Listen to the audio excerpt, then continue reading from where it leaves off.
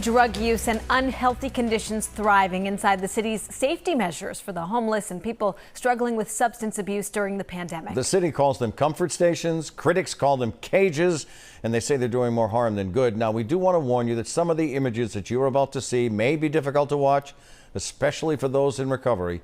Here's Kathy Curran tonight. The city has invested about $100,000 so far to set up and run these fenced-in areas during the past few months. City leaders admit it's not enough. And critics say it's doing more harm than good and not helping the people who need it most. I wonder what their definition of comfort is, because there is nothing comforting inside them. A cage full of people that are hungry, dirty, thirsty, sick, using, buying and selling drugs. It is disgusting. It's a disturbing and heartbreaking scene in the stretch of road near Mass Ave known as Methadone Mile, growing more horrific every day. People in the throes of addiction in the midst of a pandemic, filling needles with deadly drugs, shooting up, not wearing masks, and sometimes crowded next to each other inside these so-called comfort stations, fenced-in areas set up by the city. These are the streets that Shane called home, even though he had a home. Linnell Cox returns to the very streets her son Shane struggled on, carrying his photo along with snacks and water to offer outreach and hope. Hi guys, thirsty, hungry? The 28-year-old overdosed in a Boston police lockup last year.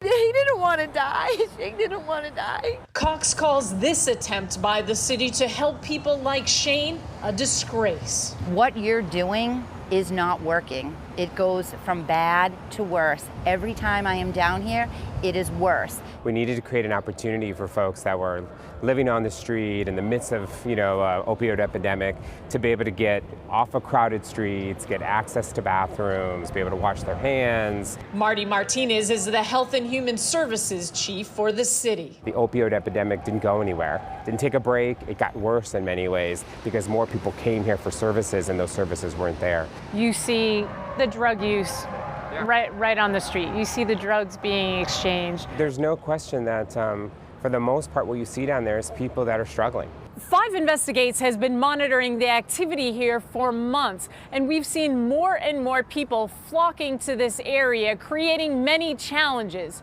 Drug use out in the open, needles littering the sidewalks, and crime, including murder. Records show there were 2 fatal stabbings in a matter of days this summer. One right by the Atkinson Street Comfort Station, the other at Clifford Park. Once a popular green space for families, now an overflow for the homeless and users. According to data we obtained during the past 6 months, there have been 25 stabbings, 5 people shot, and dozens of assaults in the area. But there's been a 21% drop in calls for overdoses compared to last year.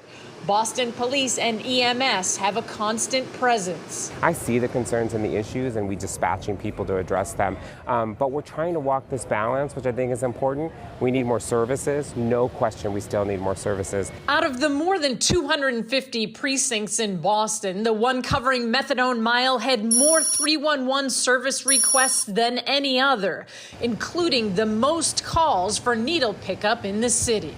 It's bad for the people that live here, that are homeless here, that are trying to access resources here.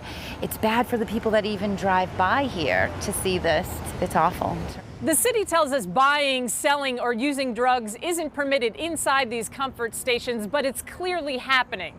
The long-term solution is a facility on Long Island, but that's still a long ways off, and there are several obstacles to overcome. Kathy Curran, 5 Investigates.